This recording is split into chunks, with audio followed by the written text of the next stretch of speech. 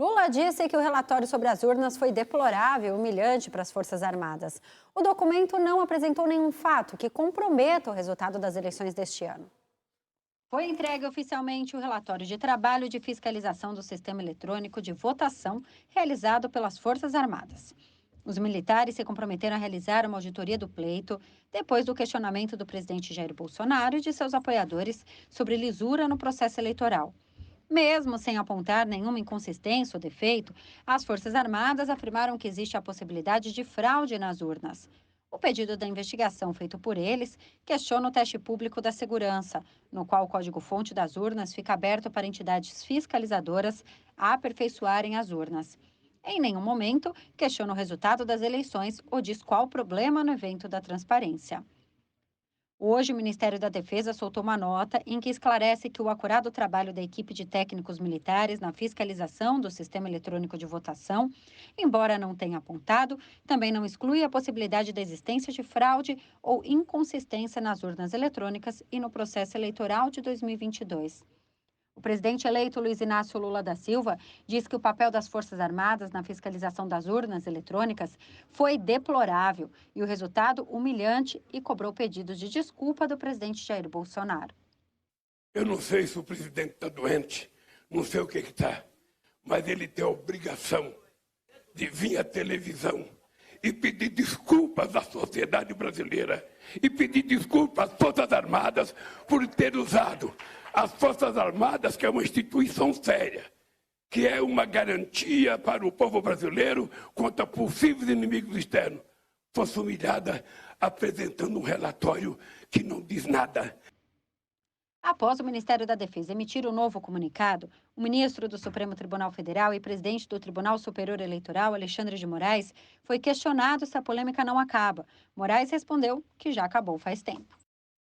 O presidente Jair Bolsonaro nomeou o advogado André Ramos Tavares como ministro do Tribunal Superior Eleitoral. O presidente Jair Bolsonaro nomeou nesta quarta-feira o advogado André Ramos Tavares para a vaga de ministro substituto do Tribunal Superior Eleitoral. A nomeação foi publicada em edição extra do Diário Oficial da União.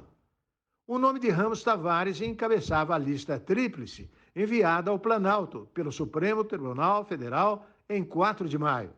Com o apoio do vice-presidente do TSE, Ricardo Lewandowski, o advogado obteve 9 votos entre os 11 ministros da Corte. Na sequência, vieram Fabrício Juliano Mendes Medeiros, com 8 votos, e Vera Lúcia Santana Araújo, com 7 votos. André Ramos Tavares é doutor e mestre em Direito pela PUC São Paulo e ex-presidente da Comissão de Ética Pública da Presidência da República. O TSE é composto por 7 ministros, sendo 3 do STF, 2 do Superior Tribunal de Justiça e 2 advogados com notório saber jurídico. Há ainda igual número de ministros substitutos nas respectivas categorias. O líder do governo no Senado, Carlos Portinho, pediu que o presidente do Tribunal Superior Eleitoral, o ministro Alexandre de Moraes, seja convidado a esclarecer as questões sobre as eleições. O líder do governo no Senado, Carlos Portinho, do PL Carioca, protocolou o requerimento em que convida o presidente do Tribunal Superior Eleitoral, Alexandre de Moraes, e demais integrantes da Corte para esclarecer questões sobre as eleições de 2022 em uma sessão na Casa Alta do Congresso.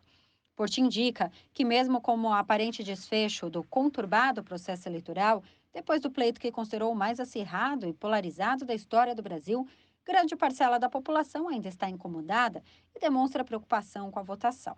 Entre os assuntos que pretende discutir, Portinho indica a segurança das urnas eletrônicas e a discrepância na quantidade de inserções de propaganda eleitoral em rádios entre candidatos ao Planalto.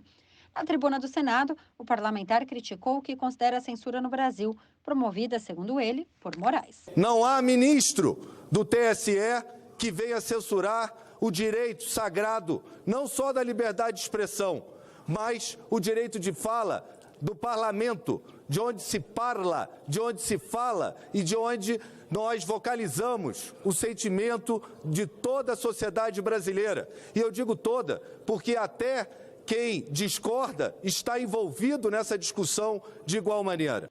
Portinho complementou dizendo que a sociedade está abismada com a retirada de conteúdo das redes sociais. Abismados com os atos de censura do TSE. Censura prévia, que principalmente subverte o direito sagrado do devido processo legal. Porque não é possível que um dos maiores direitos esculpidos na Constituição, que é soberano da liberdade de expressão, seja numa canetada, sem dar o direito à palavra do acusado, à defesa do acusado. O Partido Progressistas não vai decidir se apoia ou não o novo governo Lula, enquanto Ciro Nogueira estiver no comando da Casa Civil de Bolsonaro. O líder do PP na Câmara, André Fufuca, disse que o partido só deve debater apoio ao governo de Luiz Inácio Lula da Silva quando não tiver representante na atual gestão de Jair Bolsonaro. A declaração do deputado se refere ao principal cacique do partido e ministro da Casa Civil, Ciro Nogueira. O ministro já tinha sinalizado que, se depender dele, o PP não apoiará o governo Lula. A sigla, no entanto, já caminhou ao lado do PT em outros períodos. Depois de manter a neutralidade no primeiro turno da eleição de 2006, o PP decidiu apoiar Lula à reeleição. No pleito de 2014, a sigla integrou a coligação de Dilma Rousseff. Já em 2022, o Progressistas oficializou apoio à recondução de Bolsonaro ao Planalto. E em instantes, passageiros de trem no Rio de Janeiro tentam quebrar cabine de maquinista. E o adeus a Rolando Boldrin, ícone da cultura sertaneja brasileira. O RB Notícias volta já.